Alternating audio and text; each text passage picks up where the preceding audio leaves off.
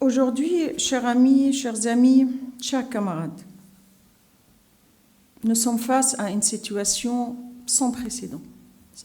Une question humanitaire, une situation humanitaire catastrophique. Quelle voie de sortie? Qu'est-ce qu'il faut faire? Il y a une évidence qu'il n'y aura jamais de solution militaire. En Palestine, il n'y aura jamais de solution militaire. La seule solution serait politique. Et ça serait une solution qui réglerait et qui adresserait le fond du problème, qui est l'apartheid, qui est la colonisation et qui est l'occupation. Il faut que tous les efforts internationaux se réunissent pour mettre terme à l'apartheid et à l'occupation et à la colonisation. Réunir les efforts pour permettre à la concrétisation de la solution à deux États. Beaucoup aujourd'hui doutent même de la pertinence de cette solution. Et c'est légitime. Beaucoup disent qu'il n'y a plus de place pour un État palestinien, de par la colonisation, de par la confiscation de terres, de par l'expulsion des Palestiniens. Mais nous disons, c'est la seule solution capable que le peuple palestinien exerce son droit inaliénable à l'autodétermination, c'est-à-dire de vivre en liberté, de vivre en indépendance chez lui. Et c'est à ce peuple libre et indépendant de décider son avenir, de décider son sort avec ses voisins, y compris Israël. Et cette solution, c'est le fruit d'un consensus international. On ne l'a pas choisi. Et on a fait la concession la plus grande dans notre histoire. C'est d'accepter d'établir notre État sur 22% de la Palestine historique. Et pourquoi? Pour pouvoir vivre en paix et en liberté. Et pour concrétiser aujourd'hui cette solution, qui serait la voie d'après, il faut reconnaître l'État de Palestine par les États qui ne l'ont pas toujours reconnu, pour préserver cette solution et pour aider le peuple palestinien à rester attaché à cette solution. La France doit reconnaître l'État de Palestine et la France doit soutenir la demande d'adhésion de l'État de Palestine comme État membre à part entière aux Nations Unies. Ça serait un message fort envers la paix, ça serait un message fort envers le peuple palestinien et ça serait un message fort pour Israël qui jouit de l'impunité totale depuis des décennies, des longues décennies. Et c'est pour cela que l'État de Palestine continue dans la voie juridique. C'est très important pour moi de parler de cette voie juridique. La bataille juridique est la seule qui permettrait au peuple palestinien de gagner ses droits. Malgré un système international et malgré un système multilatéral complètement fragilisé, de par son échec total sur la Palestine, sur la question palestinienne, à rendre justice au peuple palestinien. Mais nous avons cette conviction et nous garderons cette foi en ce système international, parce qu'on n'a pas le choix. Et le système international n'a pas le choix que de nous rendre justice un jour. Les mécanismes imposés sur d'autres pays doivent être imposés sur Israël. Les droits accordés à tout peuple sur cette terre doivent être accordés au peuple palestinien. Beaucoup d'injustices a eu lieu en Palestine. Beaucoup de souffrances. Mais le peuple palestinien, et c'est pour cela que j'adore mon peuple, et je le dis avec beaucoup de fierté et avec beaucoup de force, Nous croyons vraiment en notre droit fondamental à la liberté, à l'égalité et à la justice. Et nous nous battrons en utilisant ces mécanismes internationaux, ces outils juridiques et ce système international.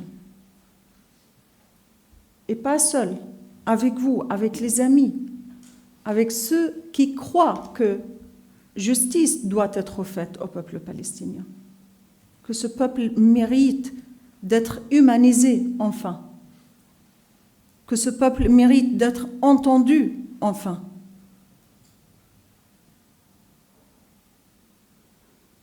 C'est ensemble qu'on pourra y arriver. Et à cet égard, je voudrais saluer vraiment toute la solidarité et toute la mobilisation qu'on a vue depuis le 7 octobre. Et non seulement depuis le 7 octobre, mais il y avait une mobilisation internationale extraordinaire, des hommes et des femmes libres, qui croient au droit de tous de vivre en paix, mais de vivre en égalité et en justice, palestiniens comme israéliens, et qui croient que toute vie palestinienne veut toute vie israélienne ou toute vie sur cette terre.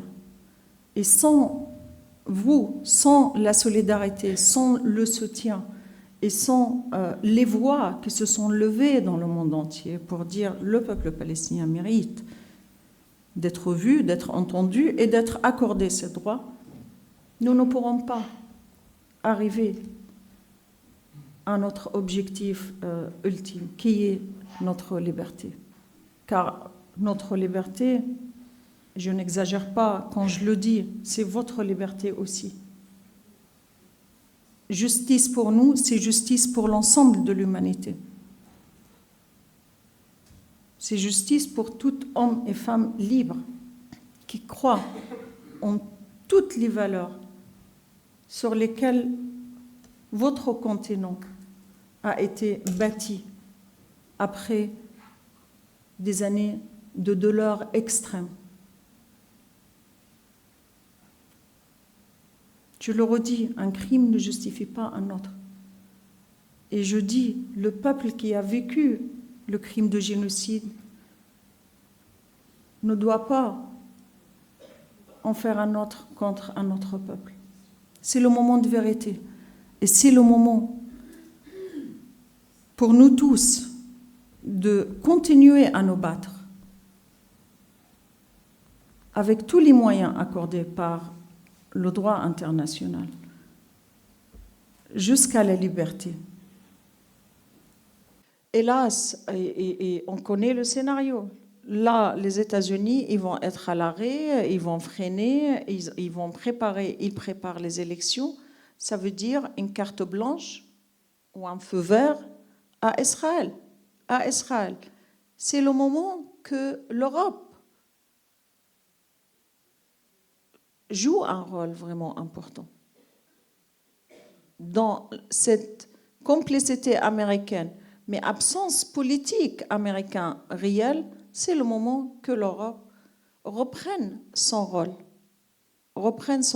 historique et essayer de créer d'abord l'arrêt de l'agression, arrêter tout commerce avec la colonisation, avec les colonies, arrêter l'accord stratégique avec Israël pour toute violation des droits de l'homme, l'article 2 de cet accord.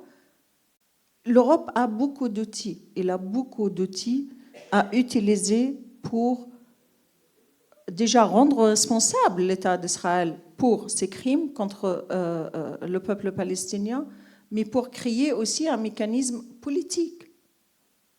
Et de par l'histoire, toute initiative politique concernant la question palestinienne venait de l'Europe et particulièrement de la France.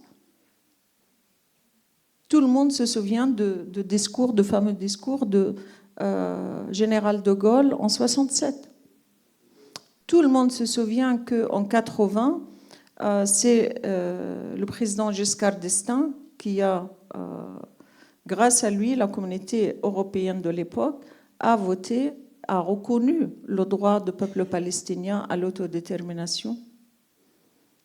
Et tout le monde se souvient qu'en 89, 82 déjà, Mitterrand, avec l'évacuation des Fidaïyin et de Arafat, président Arafat, de Beyrouth, mais la reconnaissance de l'identité politique et nationale du peuple palestinien. Aujourd'hui, on a besoin d'une nouvelle initiative de la France. Et c'est la France qui a toujours été suivie par les Américains. Et c'est la France qui a toujours précédé les Américains par au moins une vingtaine d'années. De tout effort, de toute reconnaissance et de toute dynamique qui représentait un tournant dans l'histoire de la question palestinienne. C'est pour cela que nous demandons à la France de continuer, de reprendre l'initiative et de hausser cette voix singulière de la France. La voix unique de la France est singulière, basée sur le droit.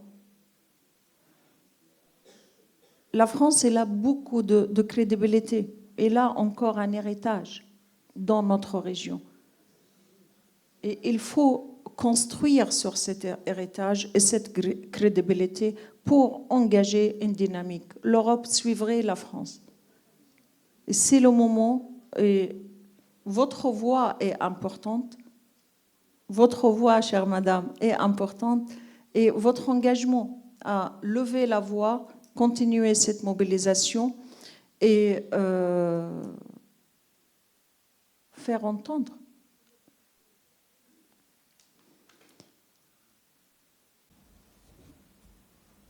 Et c'est avec le seul objectif vraiment de vous mobiliser, je le dis clairement.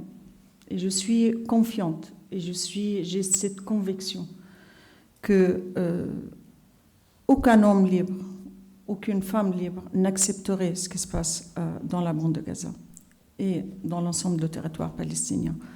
Ensemble, on va continuer notre lutte. Ensemble et avec la solidarité, on va y arriver.